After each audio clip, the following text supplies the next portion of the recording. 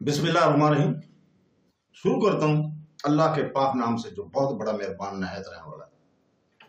दोस्तों, बहनों, भाइयों, बुजुर्गों, अस्सलाम वालेकुम।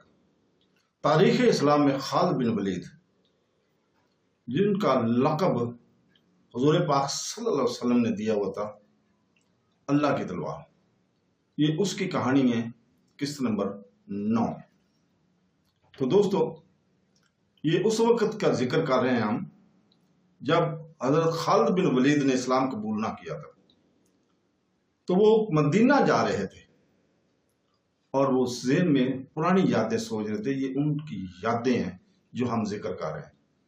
तो दोस्तों, ओहद की पहाड़ी उफ़क़ से उभरती आ रही थी और खालिद का घोड़ा खरामा खरामा चला जा रहा था मदीना की तरफ। खालिद की ज़हनी कैफियत कुछ ऐसी होती जा रही थी जैसे इसे आगे जाने की कोई जल्दी ना हो, और कभी वो लगाम को यूं झटका देता जैसे इसे बहुत जल्दी पहुंचना हो। लेकिन जिस मंजिल को वो जा रहा था वो मंजिल अभी इस पर पूरी तरह वाज़ा नहीं हुई थी। कभी इसे यूं लगता था जैसे एक मकनातीसी क़ुव्वत है जो इसे आगे ही आगे खींच रही है, और कभी वो महसूस करता जैसे इसके अंदर से उठती हुई एक क़ुव्वत इसे पीछे धकेल रही है। खालिद इसे एक आवाज सुनाई दी जो इसके अंदर से उठती थी, लेकिन इसे हकीकी समझकर इसके ने घोड़े की बाग खींची और आगे पीछे देखा, वहां रेत के सिवा कुछ भी ना था, लेकिन आवाज आ रही थी। खालिद, क्या ये सच है जो मैंने सुना है? खालिद ने इस आवाज को पहचान लिए। ये इसकी साथी अकरमा की आवाज थी। एक ही रोज पहले इसे अकरमा कह रहा था, अगर तुम ये सोच रहे हो कि मोहम्मद सल्लल्लाहु अलैहि वसल्लम खुदा का भेजा हुआ नबी है तो ये ख्याल दिल से निकाल दो। मोहम्मद सल्लल्लाहु अलैहि वसल्लम हमारे बहुत से रिश्तेदारों का कातिल है। अपने कबीले को देख जो सूरज गुरूब होने से पहले पहले मोहम्मद सल्लल्लाहु अलैहि वसल्लम को कत्ल करने की कसम खाए हुए हैं। खालिद ने लगाम को हल्का सा झटका दिया और घोड़ा चल पड़ा। इसका ज़हन फिर 4 बरस पीछे चला गया जब वो ओहद के मार्के में हुज़ूर पाक सल्लल्लाहु अलैहि वसल्लम को ढूंढ रहा था। वो कुरैश के इस कसम को पूरा करने का अज़म लिए हुए थे कि रसूल पाक सल्लल्लाहु अलैहि वसल्लम को सूरज गुरूब होने से पहले पहले नौज़ बिल्लाह कत्ल करना है। इसे याद आ रहा था कि मुसलमानों के तीर अंदाजों ने जब ऐनैन की पहाड़ी छोड़ दी थी तो इसने इस पहाड़ी पर हमला करके अब्दुल्ला बिन जब्बीर और इनके 9 तीर अंदाजों को जो रसूल पाक सल्लल्लाहु अलैहि वसल्लम के हुक्म की पैरवी करते हुए वहां रह गए थे, खत्म किया था। मुसलमानों के हाथों से भागे हुए कुरैश फिर वापस आ गए थे और इन्होंने अपने आप को मुनज़्ज़म कर लिया था। मुसलमान ये मार्का हार चुके थे और ये अपने रसूल सल्लल्लाहु अलैहि वसल्लम के हुक्म अदुली का नतीजा था। खालिद और अबू जहल का बेटा अकरमा फन हर्ब और ज़र्ब के माहिर थे। इनके लिए एक एक मुसलमान को कत्ल करना अब मुश्किल नहीं रहा था। खालिद देख रहा था कि मुसलमान 2 हिस्सों में बट गए थे। बिला बड़ा हिस्सा अलग था जो अपने कमांडर रसूल करीम सल्लल्लाहु अलैहि वसल्लम से कट गया था। चंद एक तीर अंदाज रसूल पाक सल्लल्लाहु अलैहि वसल्लम के साथ थे। ये वो सहाबा कराम थे जो कुरैश के हमले की वजह से अवरा तवरी का शिकार नहीं हुए थे। इनकी तादाद 30 थी। इनमें अबू वजाना रज़ियल्लाहु ताला अन्हु, साद बिन अबी वक़ास, हजरत अली करमल्लाहु वजहहु, हजरत अब्दुर्रहमान बिन औफ, हजरत अबू बकर सदीक रज़ियल्लाहु ताला अन्हु, हजरत अबू उबैदा, ताला बिन अब्दुल्ला, मसाब बिन उमैर खास तौर पर काबिल जिक्र है। इन 14 ख्वातीन में से जो जख्मियों को देखभाल कर रही थी, साथ आई थी, वो रसूल पाक सल्लल्लाहु अलैहि वसल्लम के साथ थी। एक उम्मे उमारा रज़ियल्लाहु ताला थी और दूसरी उम्मे अमीन, नाम एक की एक हबशी खातून थी। उम्मे अमीन आप सल्लल्लाहु अलैहि वसल्लम के बचपन में आप सल्लल्लाहु अलैहि वसल्लम की दाया रह चुकी थी। बाकी 12 खातून अभी तक जख्मियों को उठाए और पीछे लाने और इनकी मरहम पट्टी करने में मसरूफ थी। खालिद रसूल पाक सल्लल्लाहु अलैहि वसल्लम को ढूंढ रहा था, लेकिन वो मैदान जंग में ज्यादा घूम फिर नहीं सकता था क्योंकि इसकी कमान में घुड़सवारों का एक जैश था जिसे इसने पूरी तरह दीनी नज़्म नस्क में रखा हुआ था, और वो अंधाधुंध हमले का कैल ना था। इसका असूल था कि दुश्मन की ऐसी राह पर जर्ब लगाओ कि दूसरी जर्ब से पहले वो घुटन टेक दे। तो दोस्तों, आज 4 बरस बाद جبکہ وہ تن تنہا سرا میں مدینہ کی طرف چلا جا رہا تھا، اس کے ذہن میں گھوڑے دوڑ رہے تھے، اس تیر کمانوں کے سناٹے سنائی دے رہے تھے، اس کے ذہن میں مسلمانوں کے نعرے گونج رہے تھے۔ اس کا خیال تھا کہ مسلمان یہ زہر کرنے کے لیے نعرے لگا رہے ہیں کہ انہیں موت کا کوئی ڈر نہیں۔ طنز اور نفرت سے اب بھی اس کے ہونٹوں پر مسکراہٹ آ گئی۔ اس نے ارادہ کر لیا تھا کہ وہ زیادہ سے زیادہ مسلمانوں کو قتل کرے گا، قیدی کم ہی بنائے گا۔ اسے ابھی پتہ نہیں چل رہا تھا کہ رسول پاک صلی اللہ علیہ وسلم کہاں ہے۔ اس نے دیکھا کہ ابو سفیان جو بھاگتے ہوئے قریش کے ساتھ لے کر واپس آ گئے تھے، مسلمانوں کی فوج کے بڑے حصے پر حملہ آور ہو چکے تھے اور مسلمان بے جگری سے لڑ رہے تھے۔ مسلمانوں نے اسے اپنی زندگی کے آخری معرکہ سمجھ کر شجاعت اور بے خون فیٹ کے ایسے مظاہرے کیے کہ کثیر تعداد قریش پر پریشان ہو گئے۔ یہ صورتحال دیکھ کر خالد آگ بگولا ہو گیا۔ اس نے اپنے سواروں کو مسلمانوں پر حلہ بولنے کا حکم دے دیا۔ اس نے تلوار نیام میں ڈال لی اور برچھی ہاتھ میں لے کر لی۔ اس نے مسلمانوں پر عقب سے حملہ کیا۔ اس نے برچھی سے مسلمانوں کو چن چن کر مارا۔ اس کی برچھی جب کسی مسلمان کے جسم میں داخل ہوتی تو وہ چلا کر کہتا، میں ہوں ابو سفیان، ابو سلیمان۔ ہر برچھی کے وار کے ساتھ اس کی للکار سنائی دیتی تھی کہ میں ہوں ابو سلیمان۔ آج 4 برس بعد جب وہ مسلمانوں کے مرکز مدینہ کی طرف جا رہا تھا تو اسے اپنی ہی للکار سنائی دے رہی تھی، میں ہوں ابو سلیمان۔ اسے یاد نہیں آ رہا تھا کہ اس کی برچھی کتنے مسلمانوں کے جسم میں اتری تھی۔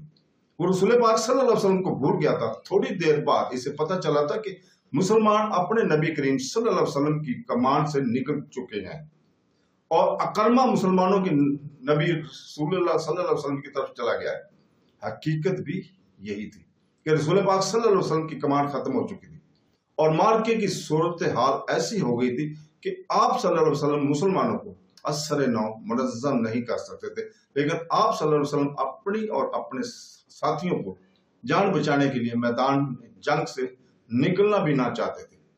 حالانکہ صورتحال ایسی تھی کہ پسپائی کے علاوہ کوئی چارہ نہ تھا، لیکن آپ صلی اللہ علیہ وسلم کسی بہتر پوزیشن میں جانے کی کوشش کر رہے تھے۔ آپ صلی اللہ علیہ وسلم کو معلوم تھا کہ قریش آپ کو ڈھونڈ رہے ہوں گے اور آپ کے گروہ پر بڑا شدید حملہ ہوا۔ آپ صلی اللہ علیہ وسلم ایک پہاڑی کی طرف بڑھنے لگے۔ حضرت محمد صلی اللہ علیہ وسلم کے ساتھیوں نے آپ کو اپنے حلقے میں لے رکھا تھا۔ آپ تھوڑی ہی دور گئے ہوں گے کہ اکرمہ کے اپنے گھڑ سواروں سے آپ صلی اللہ علیہ وسلم پر حملہ کر دیا۔ قریش کے ایک پیادہ جیش کو کسی طرح پتہ چلا کہ رسول پاک صلی اللہ علیہ وسلم پر اکرمہ نے حملہ کر دیا تو قریش کا جو یہ پیادہ عیش بھی آپ کے گروہ پر ٹوٹ پڑا۔ آپ صلی اللہ علیہ وسلم اور آپ کے کسی ایک بھی ساتھی کے بچ نکلنے کے سوال ہی پیدا نہیں ہو گیا تھا۔ آپ نے کہ 30 ساتھیوں نے اور ان 2 خواتین نے جو آپ کے ساتھ تھیں، آپ کے گرد گوشت پوشت کی دیوار کھڑی کر دی۔ خالد کو یاد آ رہا تھا رسول پاک صلی اللہ علیہ وسلم جسمانی طاقت کے لحاظ سے بھی مشہور تھے۔ ان کا سب سے بڑا ثبوت یہ تھا کہ آپ نے عرب کے مانے ہوئے پہلوان رکانہ کو 3 بار اٹھا کر پٹکا تھا۔ اب میدان میں جنگ میں ان کی طاقت کے ایک اور مظاہرے کا وقت آ گیا تھا۔ گوشت پوشت کی وہ دیوار جو آپ صلی اللہ علیہ وسلم کے فائدین نے آپ صلی اللہ علیہ وسلم کے ارد گرد کھڑی کر دی تھی، اسے آپ نے خود توڑا۔ آپ کے ہاتھ میں کمان تھی اور ترکش میں تیر بھی تھے۔ اس وقت خالد مسلمانوں کے بڑے حصے میں الجھا ہوا تھا۔ اسے جب بعد میں بتایا گیا تھا کہ رسول پاک صلی اللہ علیہ وسلم اور ان کے 30 ساتھی اور 2 عورتیں قریش کے گھڑ سواروں اور پیادوں کے مقابلے میں جم گئے تھے تو خالد نے بڑی مشکل سے یقین کیا تھا اور اس نے ایک بار پھر کہا تھا، یہ طاقت جسمانی نہیں ہو سکتی، یہ کوئی اور ہی طاقت ہے۔ اس وقت سے ایک سوال اسے پریشان کر رہا تھا کہ کیا عقیدہ طاقت بن سکتا ہے؟ وہ اس قبیلے میں کسی سے اس سوال کا جواب نہیں لے سکتا تھا کیونکہ فوراً یہ الزام عائد ہو سکتا تھا کہ اس پر بھی محمد صلی اللہ علیہ وسلم کا جادو اثر کر گیا۔ آج وہ یہی سوال اپنے ذہن میں لیے مدینہ کی طرف چلا جا رہا تھا اور احد کی پہاڑی افق سے اوپر اٹھ آئی تھی 4 برس پرانی یادیں اسے پھر اس پہاڑی کے دامن میں لے گئیں جہاں اسے اپنا ہی نام سنائی دے رہا تھا، ابو سلیمان۔ وہ اپنے تصور میں دیکھنے لگا کہ ان 30 آدمیوں اور 2 عورتوں نے اتنے سارے گھڑسواروں اور پیادوں کا مقابلہ کس طرح کیا ہوگا۔ رسول پاک صلی اللہ علیہ وسلم اپنے دست مبارک سے تیر برسا رہے تھے۔ آپ صلی اللہ علیہ وسلم کے ساتھی بڑھ چڑھ کر آپ کو اپنے حلقے میں لیے ہوئے ایک مورخ مغازی کی تحریر کے مطابق آپ صلی اللہ علیہ وسلم اپنے گروہ حلقے کو بار بار توڑتے اور جدھر دشمن ان کی طرف بڑھتا اس پر تیر چلاتے۔ آپ کی جسمانی طاقت عام انسان کے مقابلے میں کہیں زیادہ تھی۔ آپ صلی اللہ علیہ وسلم کی کمان کو اس قدر زور سے کھینچتے تھے کہ آپ کا چھوڑا ہوا تیر جس جسم میں لگتا تھا تیر کی نوک اس جسم کی دوسری طرف نکل جاتے تھے۔ آپ نے اس قدر تیر چلائے تھے کہ ایک تیر چلانے کے لیے آپ نے کمان کو کھینچا تو کمان ٹوٹ گئی۔ آپ صلی اللہ علیہ وسلم نے اپنے ترکش میں بچے ہوئے تیر سعد بن ابی وقاص کو دے دیے۔ سعد بن ابی وقاص کے نشانے کا کوئی بھی مقابلہ نہیں کر سکتا تھا۔ آپ صلی اللہ علیہ وسلم بھی سعد کے نشانے کی تسلیم کرتے تھے۔ ادھر مسلمان ابو سفیان اور خالد کے ہاتھوں گر رہے تھے اور خون کا آخری قطرہ بہہ جائے کا مقابلہ کر رہے تھے۔ ادھر آپ صلی اللہ علیہ وسلم کے 30 فدائین اور وہ 2 عورتیں بے جگری کے عالم میں جیسے ان کے جسم نہیں ان کی روحیں لڑ رہی ہیں۔ مشہور مورخ تبرا لکھتے ہیں کہ ایک مسلمان نے بیک وقت 4-5 قریش کا مقابلہ کیا۔ ان کا انداز ایسا دہشتناک تھا کہ قریش پیچھے ہٹ جاتے تھے یا ان پر حملہ کرنے والا اکیلا مسلمان زخمیوں سے چور ہو کر گر جاتا تھا۔